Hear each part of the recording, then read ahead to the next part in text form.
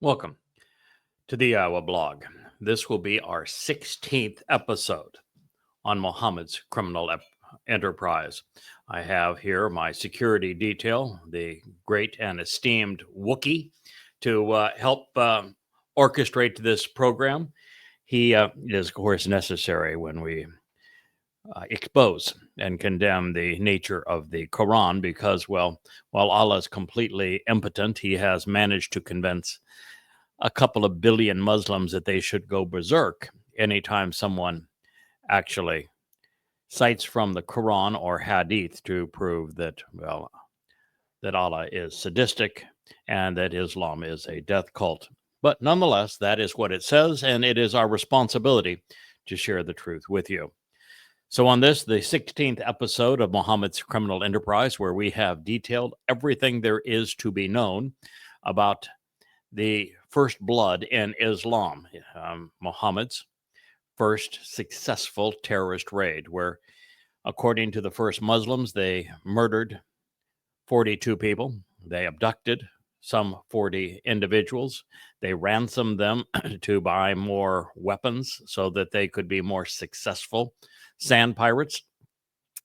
And not only did they pronounce that stealing was lawful and good, because that's what they were doing, Allah went so far as to say killing is not only lawful and good, it is a requirement of Islam. And here in the 8th surah, we have heard Allah say that Muslims must continue to hunt down and kill non-Muslims until the only religion on earth is Islam.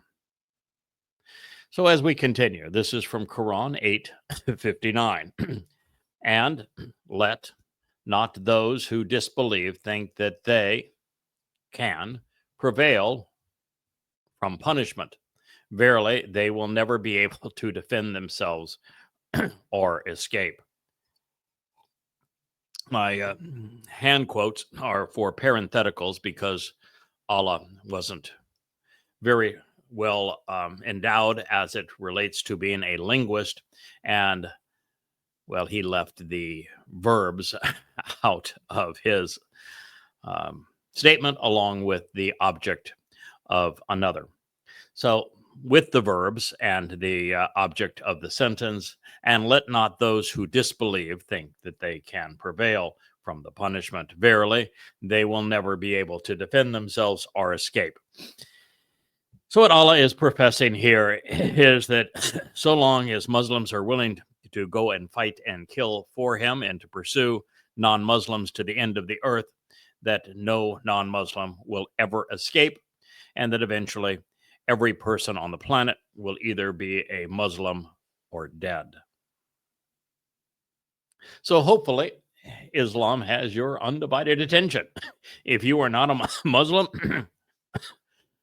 it's Allah's perception that you are toast. What say you? Well, fortunately, the sane can still prevail by being informed and enthusiastic in our support of Israel, and courageous in our condemnation of man's greatest foe, Islam.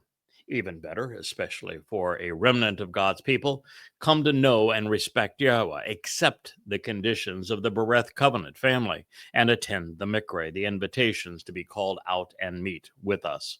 By doing so, Allah's slavish militants will be incapacitated, as they are against me. But of course, I have the benefit of having the killer Wook here in my defense. That and 1,000 or so of Yahweh's Malak. Well, as for the rest of humanity, if Allah gets his way, if the Quran is carried out as it is written, as if Muslims do as their wannabe God protests and demands, if they follow Muhammad's example, this is what will occur. Quran 8:60. Now, keep in mind here, what I'm sharing with you here comes right from the Quran. There is no other source as esteemed in Islam. The Quran is Islam. And so what this say defines the religion. I realize that when I say that Islam is a declaration of war against all mankind, when I conclude that Islam is a death cult, when I state emphatically that Allah demands that Muslims fight and kill until there are only Muslims, that sounds shrill in today's world, that sounds, oh, that must be just one idiot's opinion and cannot be consistent with Islamic teaching or represent the religion of Islam. Well, all who would make such a claim are either completely ignorant and shouldn't be speaking, and that would include the AI of X, Gronk, or they have been misprogrammed. They are deliberately and knowingly lying, and they know the truth and don't want you to know it. Because what I'm saying of Islam is irrefutable. It is the very core and essence of the religion. In fact, without these tenets,